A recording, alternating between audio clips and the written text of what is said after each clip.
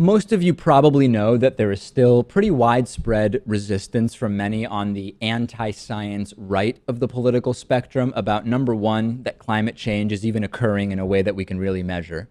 But number two, some people will acknowledge that the climate seems to be changing, but they will deny that it's even partially caused or even potentially partially caused by human activities on Earth. We have pretty high level politicians in the US who don't believe in science, right? They refuse to see the reality of this critical issue. But every once in a while, unlikely suspects acknowledge climate change and sometimes even that humans have an effect on climate. One unlikely such suspect is our buddy, the Koch brother, Charles Koch, the same guy who recently said that it's possible that Hillary Clinton would be a better choice than the eventual Republican nominee. This was before we really had a sense that it would be Trump.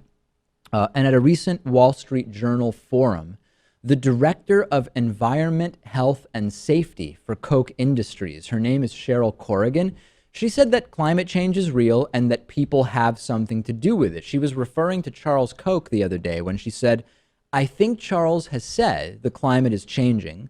So the climate is changing. I think he's also said, and we believe that humans have a part in that.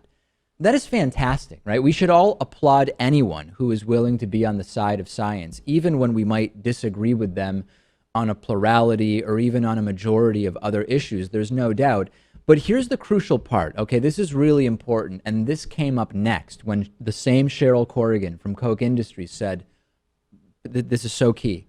What the real question is, what are we going to do about it? What is the right answer? This is the key question that has to be addressed when right-wingers, really anyone, but particularly when right-wingers, accept the science on climate change. What are we going to do? We're seeing a move towards accepting the science on climate change, even from pretty retrograde elements of the right.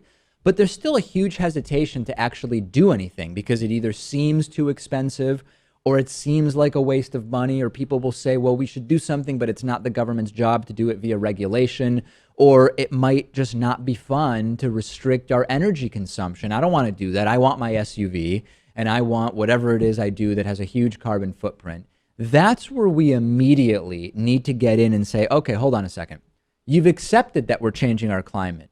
What do you think that we should do? In many cases, getting any answer is better than nothing in terms of trying to change people's minds and ideas. Now, as far as this specific comment from Koch Industries and Charles Koch, could be a PR ploy, right? Koch Industries, we know, owns oil refineries. They have leases on the oil sands region in Alberta, Canada. They have all sorts of other non-renewable energy investments, etc. This may well be a positioning change, and Charles Koch isn't really the problem. He has acknowledged both climate change and humans' role in it. He says he's open to ideas about what to do. He's up for listening to anyone with ideas. But meanwhile, he isn't actually doing anything differently.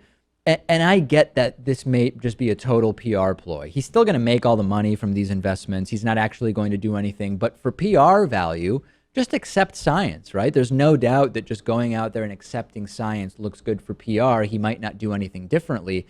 But we need to know what to say when these conversations come up. Top level, stop voting for candidates who deny the climate science. There are fewer and fewer of them, fortunately, but you've got to stop voting for them. There will be no progress if our elected officials don't accept the science. If you're a libertarian, as the Koch brothers describe themselves, particularly on economic issues, you're going to have trouble convincing them about forcing renewable energy on people or taxing carbon. But why can't we use that same libertarian angle to our advantage? And if you are a libertarian, say, well, the government should stop subsidizing dirty energy. If you're really a libertarian, fine, the government maybe won't impose renewable energy, but at least stop playing favorites with the dirty fossil fuels. Maybe this is a way to make some inroads with libertarians and conservatives who are willing to accept the science. Send me your thoughts on how else we should be talking to those on the right who are accepting the science but hesitant to do anything about it.